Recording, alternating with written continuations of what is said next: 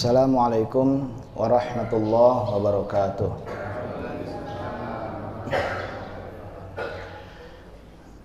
Alhamdulillahilladzi anzala sakinata fi qulubil mu'minin liyazdadu imanan ma'a imanihim. Asyhadu an la ilaha illallah wahdahu la syarikalah wa asyhadu anna Muhammadan abduhu wa rasuluhu la nabiyya ba'dah. Para jamaah sekalian, pada subuh ini pakai ini apa gitu? Keluar ya, enggak? Tes.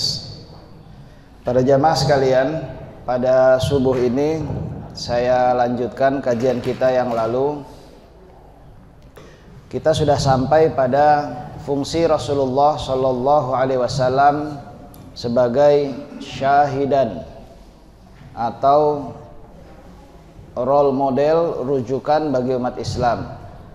Dalam surah Al-Hajj ayat terakhir, A'udzubillahi minasyaitonirrajim.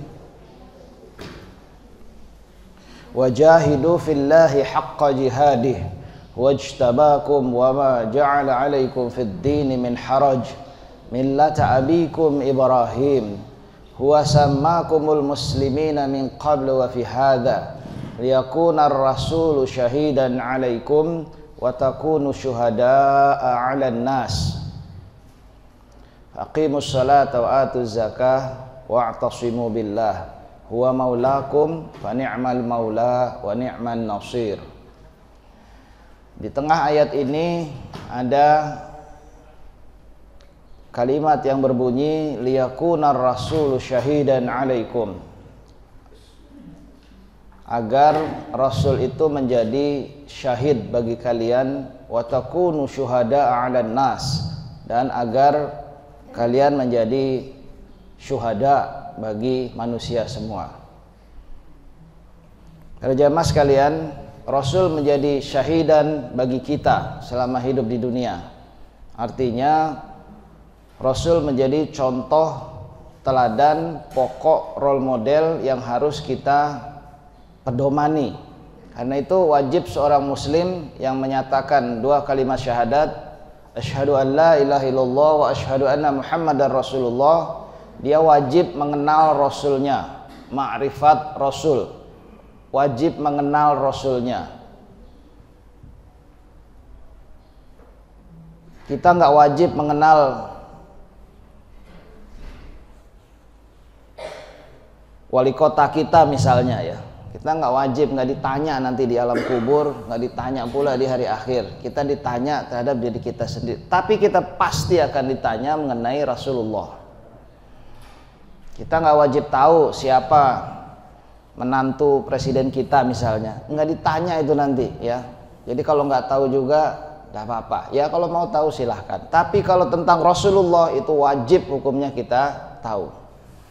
Mengapa begitu? Karena bagaimana kita berislam itu ditunjukkan oleh Rasulullah dalam 23 tahun. Karena itu patut, wajib harus kita jadikan rujukan. Perintah dalam Al-Quran jelas demikian. Liyakunar rasul syahidan alaikum, agar Rasul itu menjadi contoh patokan bagi kalian. Mengapa begitu? Wa takunu syuhada 'alan nas, supaya kalian bisa menjadi contoh teladan bagi semua manusia. Orang-orang non-muslim tidak pernah baca Quran misalnya, dia tidak pernah tahu bagaimana perintah seorang itu harus berakhlakul karimah di muka bumi. Mereka hanya melihat kita. Maka kita ini menjadi duta tentang Islam bagi semua manusia di muka bumi. Inilah salah satu fungsi Rasul ya, yang bukan hanya mengajarkan tapi juga mencontohkan seperti apa Islam itu dilaksanakan. Karena itu kita juga patut kemudian memahami apa-apa saja yang telah ditetapkan oleh Rasul. Ketetapan itu dalam bahasa Arab disebut dengan sunnah. Ya, inilah yang kemudian diwasiatkan oleh Rasulullah. Pada saat haji wada, Rasul kemudian mewasiatkan, taraktu fikum amrain lan tadillu abadan in tamassaktum bihima, kitaballah wa sunnatur rasulih. Kutinggalkan bagi kalian dua perkara, nggak akan sesat kalian selamanya selama pegang yang dua ini. Nggak akan sesat selamanya, hidup kapanpun, dimanapun, pegang yang dua ini. Kitab Allah, Al-Quran, alhamdulillah sudah kita pegang. Wa sunnatur rasulih, ada yang kedua yaitu sunnah rasulnya. Sunnah itu artinya ketetapan. Maka kita perlu tahu yang mana yang ketetapan rasul itu dan mana yang bukan ketetapan rasul. Islam adalah agama yang Allah tetapkan sejak 1400 tahun lebih yang lalu, telah disempurnakan. Sungguhnya semua nabi rasul itu membawa agama yang sama, yaitu agama Islam. Tadi dalam surah Al-Hajj ayat terakhir sudah kita baca ya.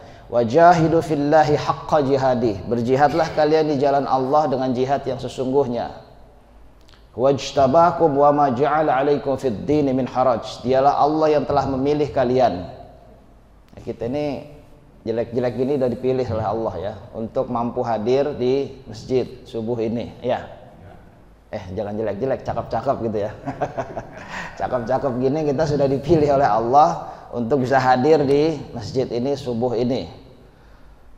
Wajtabakum wa ma ja'ala 'alaikum fid dini min haraj, tidak ada dalam urusan agama ini yang Allah ciptakan itu berat buat kalian. Allah telah menetapkan semuanya itu pas buat kita. Nggak ada yang kayak orang beli baju itu pas ukurannya.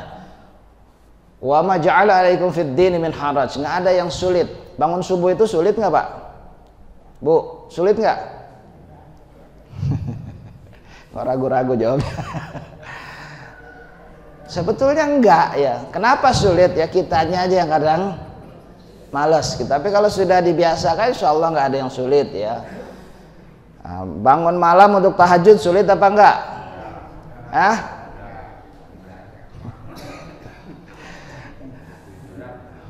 Berat apa enggak? Berat kalau nggak biasa gitu ya. Tapi yang jelas, wa ma ja'ala 'alaikum fid dini min haraj, tidak ada yang berat yang Allah tetapkan dalam agama ini. Millata abikum Ibrahim, ini adalah cara hidup bapakmu dulu Ibrahim. Rasulullah SAW sering sekali ya mencontohkan Nabi Ibrahim. Bahkan salah satu putra Nabi Muhammad SAW diberi nama Ibrahim ya. Rasul punya 3 anak laki-laki, Qasim, Abdullah, dan Ibrahim ya. Semuanya meninggal waktu masih kecil. Jadi Rasul bahkan menamakan putranya Ibrahim. Di sini ada yang namanya Ibrahim nggak? Ada. Ya, adanya Pak Yusuf nih. Yusuf itu nabi yang ganteng gitu Pak ya. Ya kan, nabi yang paling ganteng itu ya, Nabi Yusuf ya. Jadi ini adalah cara hidup bapak moyangmu Ibrahim dulu. Millata abikum Ibrahim huwa sammakumul muslimina min qablu wa fi hadza, dialah Allah yang telah memanggil kalian semua itu muslim, orang Islam dari dulu sampai sekarang. Muslim atau orang Islam itu adalah orang yang aslama yuslimu, tunduk dan patuh. Jadi dari zaman Nabi Adam alaihissalam sampai zaman Nabi kita Nabi Muhammad sallallahu alaihi wasallam semuanya disebut muslim. Artinya orang Islam. Ajaran yang dibawa juga sama, la ilaha illallah, yaitu tentang kalimat tauhid. Nggak ada yang ngajarin lain dari itu, nggak ada yang ngajarin Tuhan itu 3, nggak ada sama sekali. Ya, semua sama. Bahkan Nabi Isa, Nabi Musa, semua nabi-nabi itu sama mengajarkan. Saya boleh menyebut rukun imannya sama semuanya.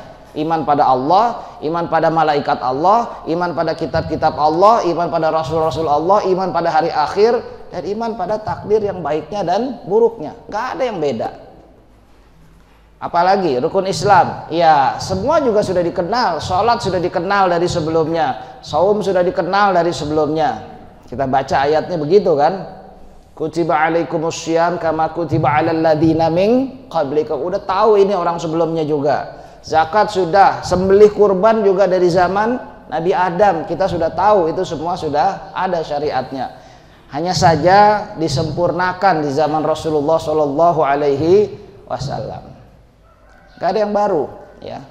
Jadi seharusnya ini Tapi memang dipermudah ya, dipermudah sekali. Tadi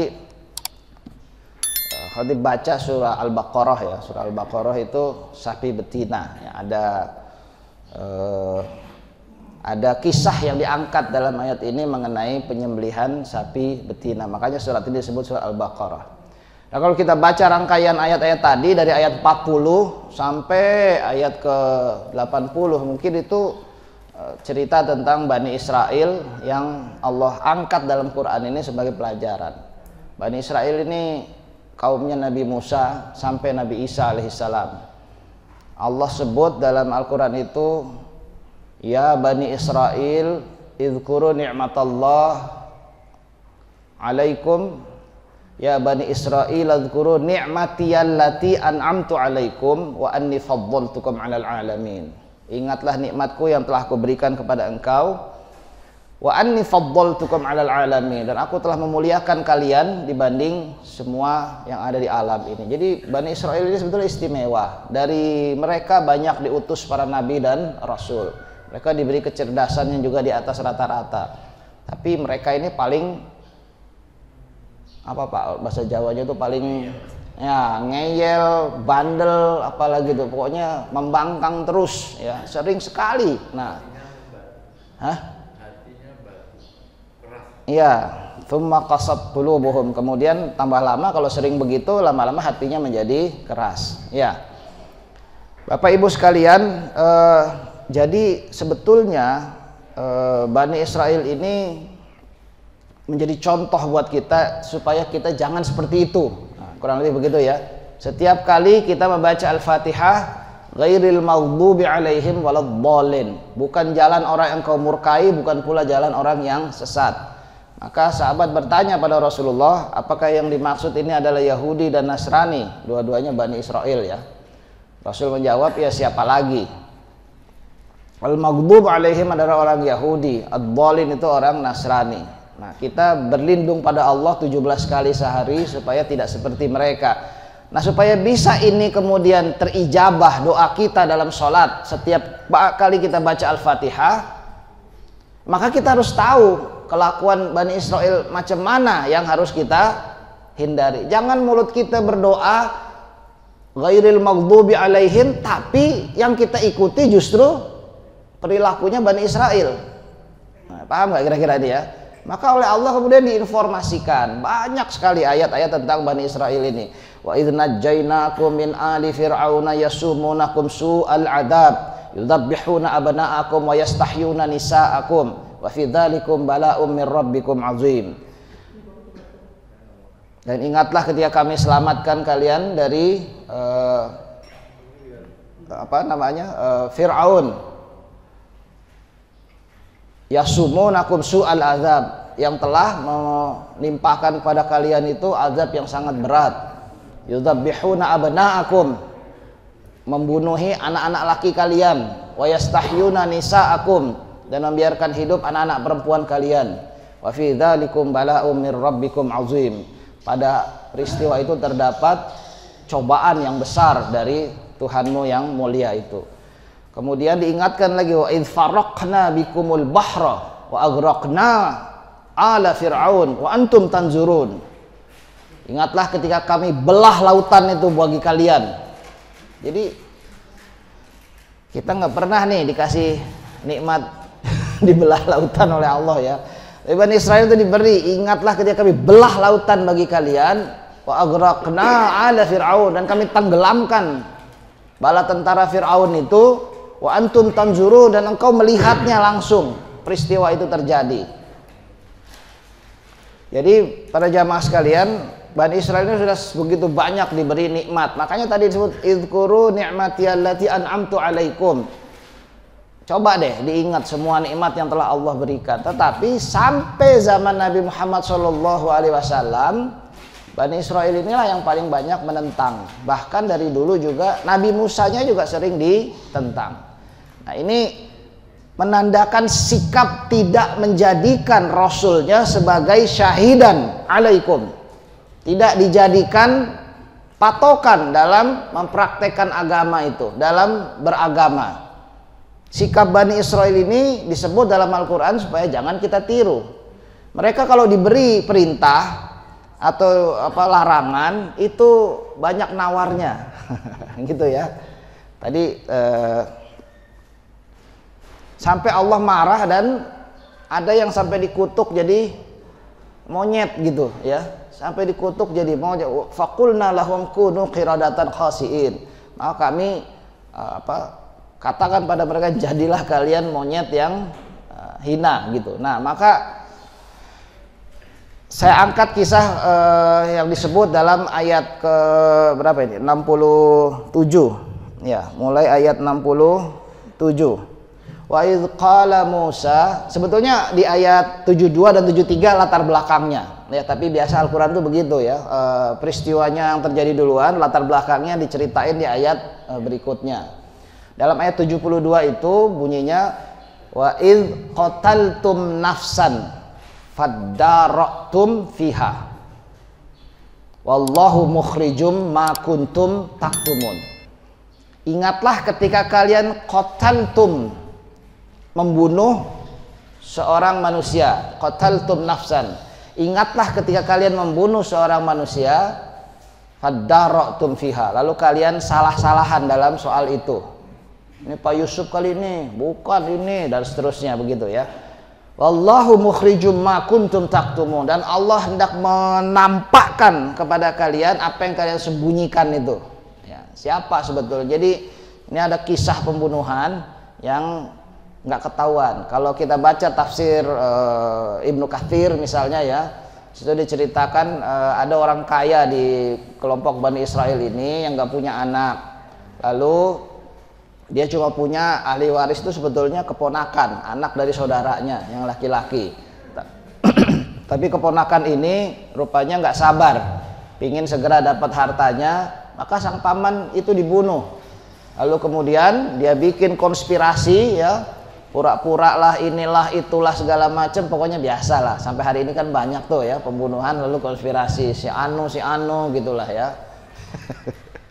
Ya, dan kemudian ditaruh di di rumahnya jenazahnya ini, lalu kemudian orang kaget dan bingung, siapa yang bunuh ini sebenarnya.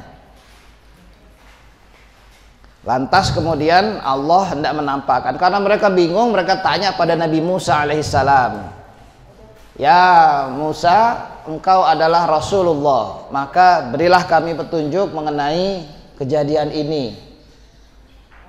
Maka Nabi Musa kemudian di ayat 67 dari ayat 72 backgroundnya ini, lalu ke 67 kembali lagi ke belakang ya, di awalnya itu. Wa idz qala Musa liqaumihi, ingatlah ketika Nabi Musa berkata pada kaumnya, innallaha ya'murukum an tadhbahu baqarah, sesungguhnya Allah memerintahkan kalian untuk menyembelih sapi betina. Ditanya soal pembunuhan, jawabannya adalah sembelihlah sapi betina.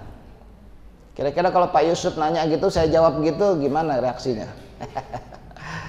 Ustadz, ini siapa yang bunuh sebenarnya? Saya bilang, sembelihlah sapi betina Pak Yusuf. Kira-kira gimana reaksinya? Di Quran disebut reaksinya qalu, mereka berkata atatakhizuna huzwa. Ini mau ngeledek apa gimana gitu ya? Ini bercanda apa gimana nih?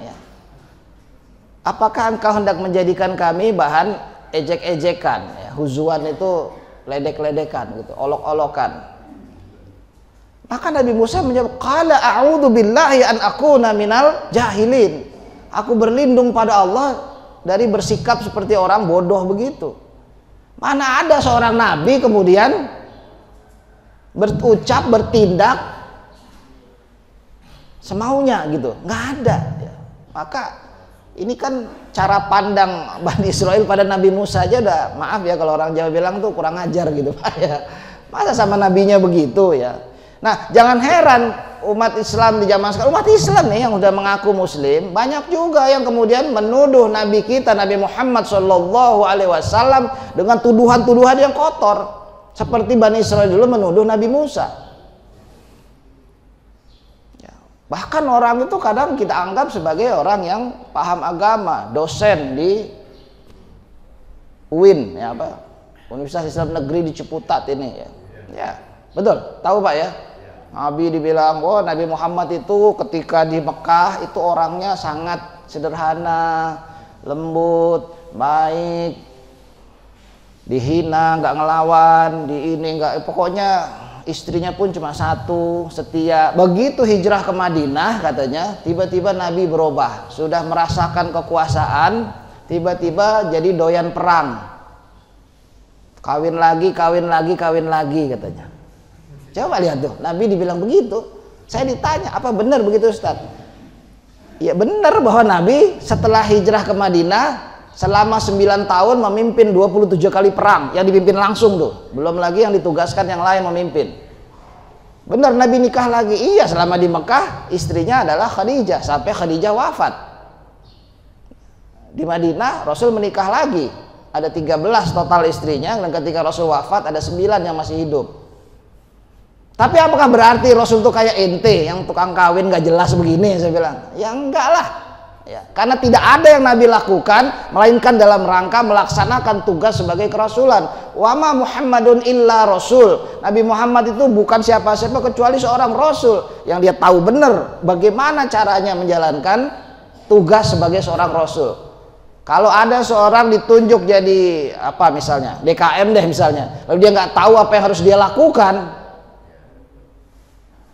kira-kira bagaimana hasilnya?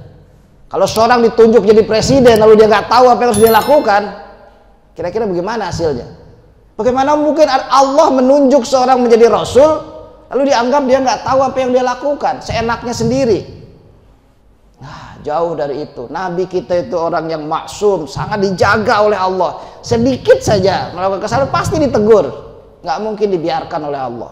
Ya, sehingga kita harus tahu ya bahwa itu semua dalam rangka tugas sebagai seorang nabi dan rasul. Nggak mungkin Rasulullah berperang hanya karena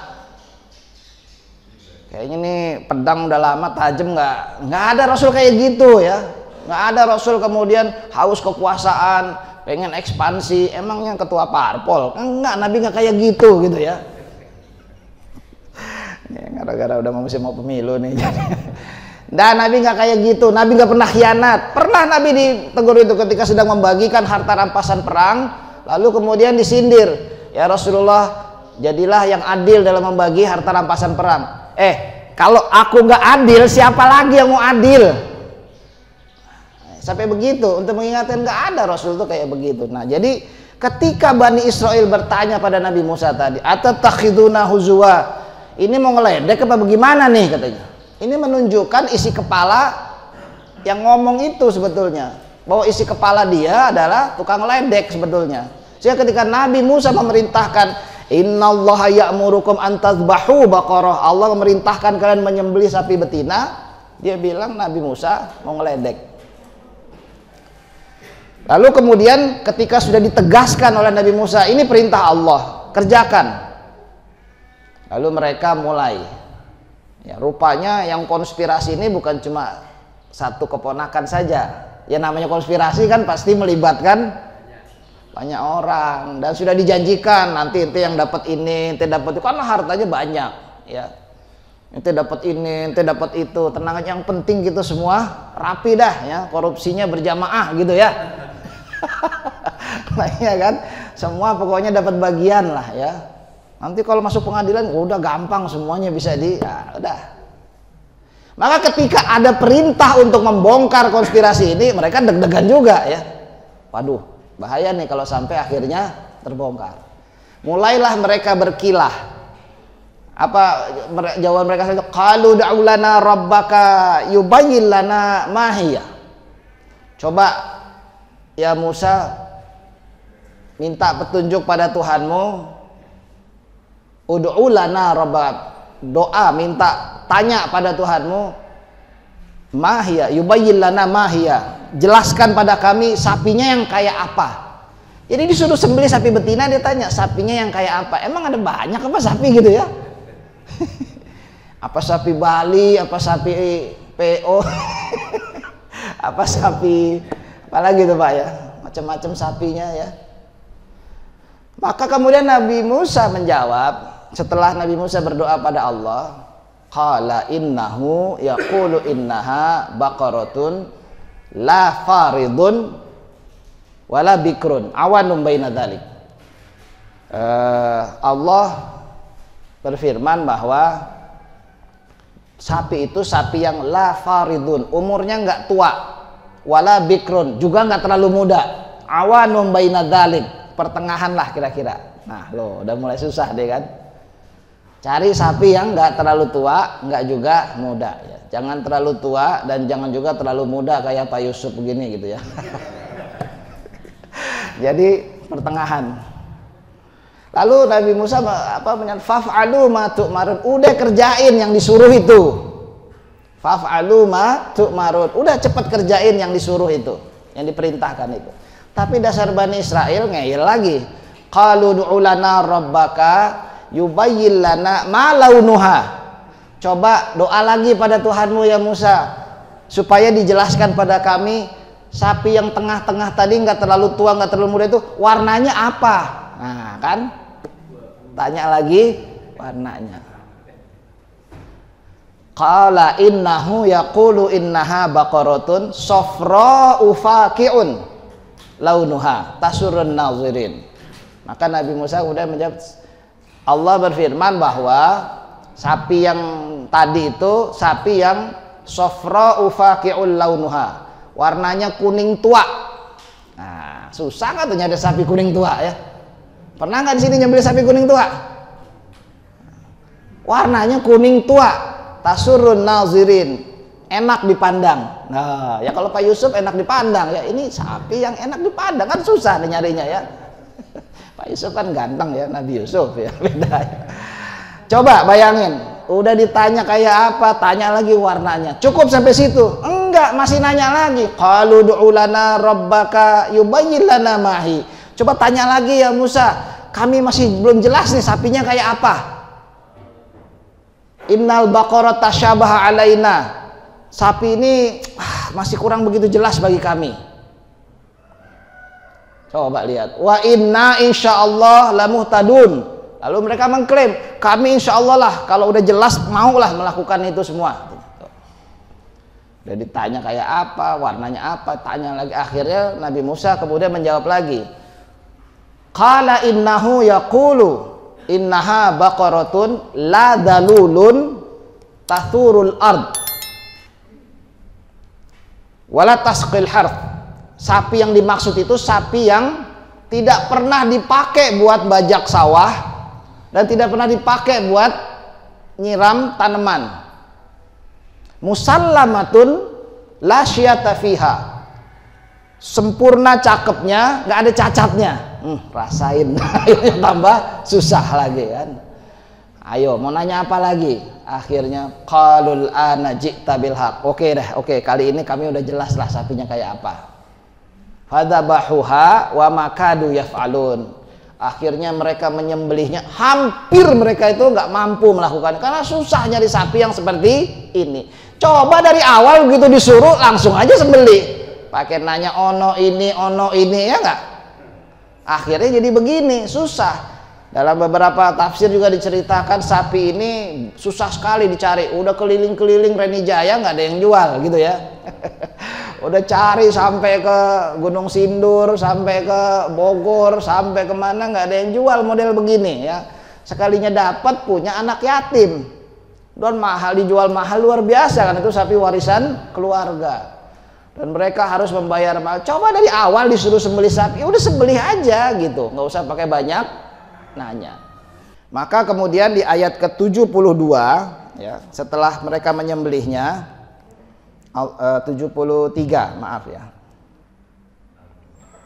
Allah juga berfirman faqul nadribu bi ba'diha, maka pukullah mayat itu dengan sebagian dari sapi betina tadi. Kadzalika yuhyillahul mauta, begitulah cara Allah membangkitkan orang yang sudah mati. Wa yuriikum ayatihi la'allakum ta'qilun, dan Allah menjelaskan bagaimana petunjuknya itu agar kalian menggunakan akal kalian ini. Dan setelah disembelih, sebagian sapi itu pahanya atau apanya nggak dijelaskan juga, dipukulkan pada jenazah. Tiba-tiba jenazahnya bangun. Siapa yang bunuh? Ditunjuk orang yang bunuh. Dia yang bunuh saya, keponakannya sendiri itu yang ditunjuk. Wah, maka heboh dan akhirnya ternyata jenderal ini yang bunuh gitu misalnya kan. Nah, terbongkarlah konspirasi ini tadi ya. Maka para jamaah sekalian, ini pelajaran penting buat kita ya. Ketika Rasulullah perintahkan sesuatu, ittaqillah mastata'tum ya, fattaqullah mastata'tum. Bertakwalah pada Allah semaksimal kemampuan kalian. Udahlah, jangan banyak tanya ini itu, nanti malah jadi berat gitu ya. Allah memerintahkan kita pergi haji misalnya. Lalu ditanya, ya Rasulullah, apakah tiap tahun pergi haji ini? Nabi diem saja. Tanya lagi, ya Rasulullah, apakah tiap tahun kita harus pergi haji? Nabi diem saja. 3 kali ditanya, Nabi bilang, kalau saya jawab iya, repot kalian ini nanti katanya.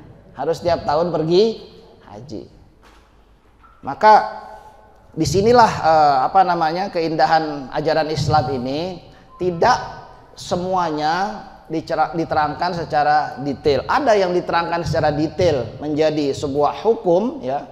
Sunnah Rasulullah itu, ketetapan Rasulullah itu, dan hukum-hukum ketetapan Allah itu dalam Quran ya, dan sunnah yang sahih ya, hadis yang sahih itu ada yang sifatnya tuh detail, rinci. Seperti hukum tentang waris.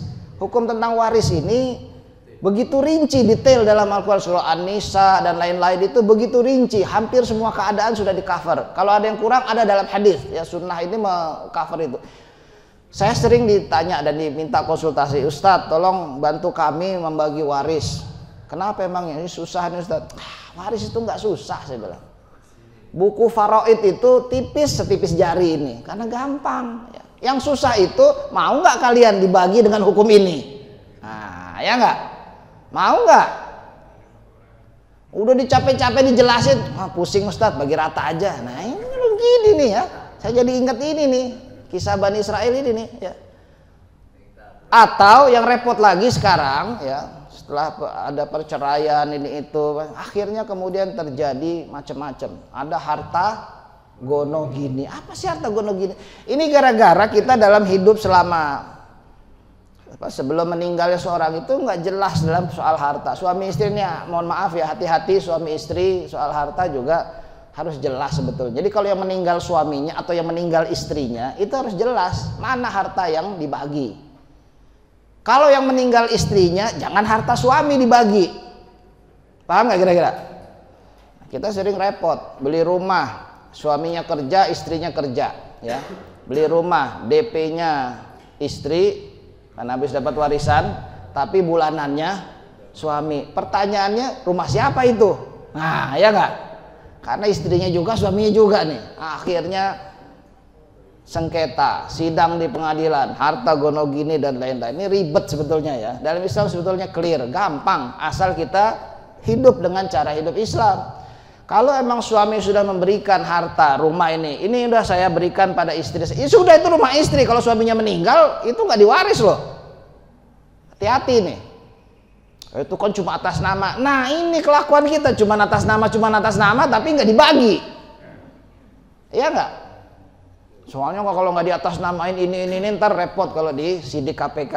Udah ketahuan lagi kan, mau nyembunyiin ini itu lagi. Supirnya lah dikasih, ininya lah dikasih, tukang kebunnya lah dikasih. Masa ada tanah berhektar-hektar atas nama tukang kebunnya? Nah, ketika dia meninggal repot itu. Mana harta yang mau dibagi dan bagaimana cara baginya? Akhirnya jadi keributan sendiri. Udah daripada pusing-pusing, akhirnya justru hukum syariatnya yang dikorbankan. Ini persis kayak kelakuan Bani Israel tadi. Maka Allah memerintahkan pada kita, jadikan Rasul itu sebagai syahidan alaikum. Nggak ribet. Apalagi yang kemarin sering ditanya itu kan, saya bilang 6.236 ayat Quran ini semua harus diterima secara bulat. Nggak boleh ada satu ayat pun yang ditolak. Setengah ayat pun nggak boleh ditolak. Ditolak satu ayat saja, kena kita dalam surah An-Nisa ayat 150-151. Allah menyebut orang yang seperti ini, ulaika humul kafiruna haqqo. Itulah orang kafir sejati. Yang mana? Nu'minu bi ba'din wa nakfur bi ba'din. Kami beriman pada sebagian, kami tolak sebagian yang lain. Yang mana yang diterima? Yang menguntungkan dia. Yang mana yang ditolak? yang nggak menguntungkan dia. Kan repot nih ya. Saya yang lalu singgung satu ayat, pada senyum-senyum semua ya. Ada satu ayat dari 6.236 ayat Quran ini yang sangat berat buat ibu-ibu, tapi sangat menyenangkan Pak Yusuf. Nah, ya kan? Nggak usah ditanya ayat yang mana, udah pada tahu lagi dah ya. Ya kalau nggak sanggup, jangan bilang menolak itu ya. Kalau belum sanggup pergi haji, ya belum sanggup, bukan nggak mau pergi haji. Kalau belum sanggup zakat, ya jangan menolak zakat gitu. Ente dizakatin kalau nggak bisa bayar zakat, betul nggak? Tapi kalau menolak itu maka jadi kafir. Itulah mengapa Abu Bakar As-Siddiq ketika menjadi khalifah memerangi orang-orang yang walaupun dia masih sholat tapi nggak mau bayar zakat. Itu kafir hukumnya. Ya, menolak dikasih tahu, dinegosiasi, tetap aja nolak terus. Enggak dah. Kalau dulu ada Nabi Muhammad saya mau, sekarang Nabi Muhammad udah nggak ada, udah meninggal, saya nggak mau lagi bayar zakat. Suatu kaum begitu coba. Maka akhirnya diputuskan itu diperangi. Ya. Para jamaah sekalian. Jadi penting bagi kita untuk mengetahui jangan sampai kita ada jatuh pada sikap tidak mau menjadikan Nabi Muhammad sebagai, apalagi dalam soal-soal yang jelas, soal-soal yang rinci dalam Quran itu sebetulnya nggak banyak. Ya, paling apa sih selain soal waris misalnya soal mahram, ya, siapa yang boleh dinikah, siapa yang nggak boleh dinikah. Ini penting dirincikan, sebab kalau diserahkan ke Pak Yusuf repot ini ya. Siapa yang boleh dinikah dan siapa yang nggak boleh dinikah itu harus dirincikan ya. Kalau diserahkan pada kita repot itu ya. Ustadz, ini kakaknya cantik, adiknya juga cantik, dua-duanya mau sama saya, boleh nggak dua-duanya saya nikahin? Mereka mau kok. Ya, ya selama mau sama mau, ini ngawur nih jawaban begini ya. Haram, nggak boleh hukumnya dalam Islam, ya, nggak boleh. Kalau menikahi kakaknya, lalu kakaknya meninggal, setelah meninggal baru menikahi adiknya, itu boleh kalau itu. Kalau udah meninggal, jangan direkayasa lagi nanti. Rekayasa lagi, ntar ketahuan lagi kayak Bani Israel ini ya. Enggak. Jadi para jamaah sekalian, ada juga hukum-hukum yang tidak rinci. Ya, tidak rinci dan rinciannya diserahkan pada kita untuk dibuat ya. Misalnya apa? Misalnya tentang dagang. Dagang itu cuma perintahnya wailul lil mutaffifin, masuk neraka orang yang curang, alladzina idza talu 'alan nas yastaufun wa idza kaluhum aw wazanuhum yukhsirun. Soal timbangan, kalau nimbang buat dia lebihin, nimbang buat orang dia kurangin. Kalau nggak gitu kapan untungnya Ustadz? Nah kan. Nah tapi walaupun ini disebut wailul lil mutaffifin, masuk neraka orang yang curang, walaupun dia sholat, walaupun dia puasa, walaupun dia ngaji, tapi dia curang, maka itu jadi persoalan ya. Curang dalam perdagangan model sekarang kan macam-macam. Dagang sekarang nggak ada lagi ya, udah terlalu banyak yang online. Iya nggak? Iya nggak? Nah, saya pernah ditanya tuh di masjid lain ya, Ustadz kan nggak boleh dagang di masjid. Iya, ada hadisnya nggak boleh. Maksudnya di sini buka dagangan tuh nggak. Nah, gimana kalau sambil online pakai HP? Saya nggak bawa HP. Kalau pakai HP dagangnya sekarang jadi kelihatannya duduk di masjid dengerin pengajian padahal lagi dagang pakai jempol. Transaksi Pak. Dia bilang, nah hukum-hukumnya seperti ini yang Pak Yusuf yang ganteng ini ditantang untuk merincikannya. Zaman Nabi nggak ada, ya nggak ada ojek online, nggak ada zaman Nabi ya. Nah, sekarang tirit order masuk nih, sholat dan lain-lain. Nah itu perlu kemudian dirincikan ya. Orang dagang online sekarang, boleh nggak dagang foto yang dipajang di lapak marketplace itu foto original, begitu orang order yang dikirim KW3.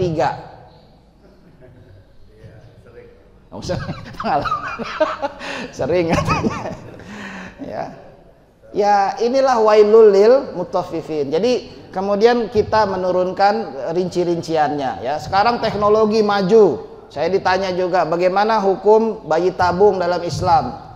Mau cari di kitab klasik mana juga nggak ada. Cari di kitab fikihnya Imam Syafi'i yang 12 jilid itu. Cari tentang bab bayi tabung, ya nggak ada. Ya, zaman itu belum ada. Zaman sekarang kemudian ada. dengan teknologi sekarang di Singapura itu ada yang namanya bank sperma. Tahu nggak itu? Pernah jalan-jalan ke Singapura? Ini ngeri nih. Di Amerika dan Eropa itu Bu lagi rame profesi baru buat ibu-ibu. Namanya surrogate mother. Keren kedengeran ya, surrogate mother. Apa sih? Jasa nyewain rahim. Jadi ada orang mau punya anak tapi tidak mau hamil. Maka disewa rahim. Secara teknologi itu memungkinkan. Persoalannya haram apa halal gitu kan? Nah, ini Pak Yusuf ditantang untuk ya kesimpulannya jelas ya, bayi tabung itu halal asal suami istri yang menikah dengan sah ya. Jangan ke bank sperma pilih-pilih yang mana gitu, nggak boleh ya. Lalu kemudian ditaruhnya di rahim si ibunya itu sendiri. Jangan ditaruh di rahim neneknya. Bisa nggak? Bisa, secara teknologi memungkinkan. Entah kalau lahir anak siapa itu? Ini cucunya apa anaknya ini, ya nggak? Bingung akhirnya.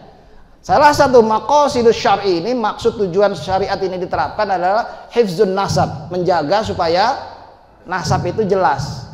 Kalau nasab nggak jelas, nanti bingung mana warisnya, ya nggak? Maka nikah itu dalam rangka menjaga nasab. Saya sering ditanya juga, Ustadz, bagaimana hukumnya nikah siri? Nikah siri, saya bilang nggak ada nikah siri dalam Islam. Nikah itu harus jahri. Siri itu artinya apa?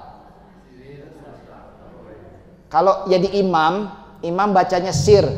Allahu Akbar, Allahu Akbar, nggak kedengeran Al-Fatihahnya, nggak kedengeran suratnya. Tapi kalau subuh kayak tadi, Bismillahirrahmanirrahim, kedengeran kan? Itu namanya jahri. Nah nikah itu nggak boleh sir. Nikah kok diem-diem gitu loh. Nikah itu harus jahar. Maka Rasul memerintahkan harus ada saksi, harus ada walimah, walaupun seekor kambing, panggil, undang, supaya orang tahu, oh Pak Yusuf udah nikah lagi misalnya gitu ya. Amin. Contoh doang Pak ya. Ya, jadi bukan hanya nikah, talak pun harus jelas. Oh, udah talak, udah cerai, makanya harus dijelasin itu. Jadi supaya nggak ada salah paham. Jangan sampai nanti tiba-tiba Pak Yusuf meninggal, misalnya, Pak Yusuf, misalnya. Tadi giliran ganteng mau jadi contoh ya. Misalnya ya, tiba-tiba datang seorang perempuan dengan anaknya 3, saya ini istrinya Pak Yusuf dinikahin siri, kan repot.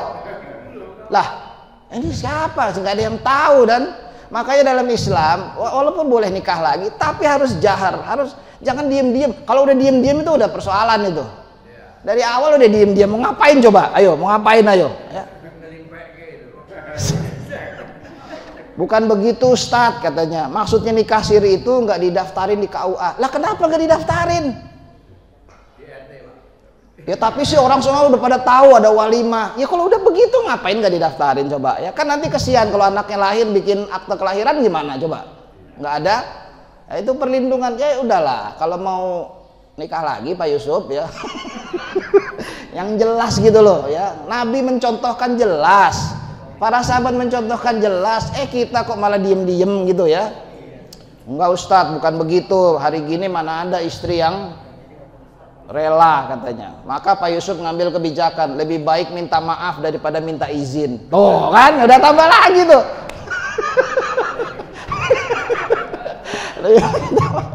Aduh Pak Yusuf nih mentang-mentang ganteng ya. Jadi akhirnya syariat Islam ini ditutupi oleh kelakuan umat Islam sendiri. Akhirnya ayat yang sebetulnya indah untuk perlindungan para perempuan menjadi buruk dan kotor gara-gara dilakukan secara salah. Oh Pak Yusuf, jangan Pak Yusuf terus Pak ya.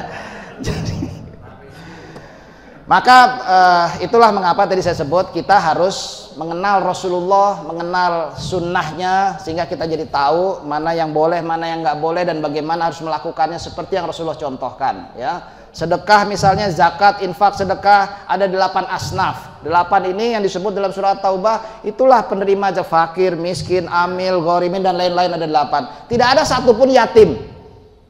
Betul nggak?